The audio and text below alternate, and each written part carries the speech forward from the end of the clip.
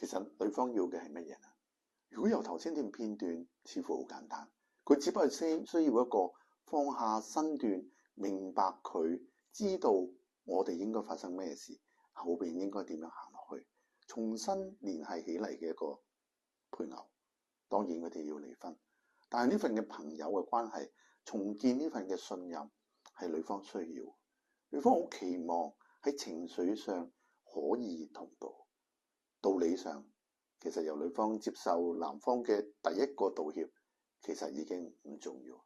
你咩原因行錯咗，咩原因跌倒，其實第一次女方已經明白接受咗，只係不斷地重複，佢期望對方都可以理解。其實我好痛，我好想你，不論我如何有情緒，都保護我。呢份嘅安全感係女方講唔出，但喺情緒底下係好想需要。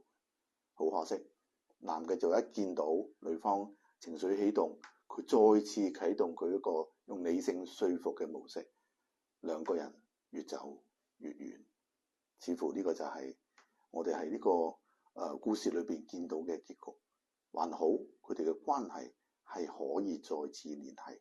多謝大家收睇我哋嘅頻道，期望收到你哋嘅留言同埋分享，亦都希望下一次我哋可以再見面。下次我哋將會講下兩個大人嘅分開，究竟留俾下一代嘅係啲乜嘢呢？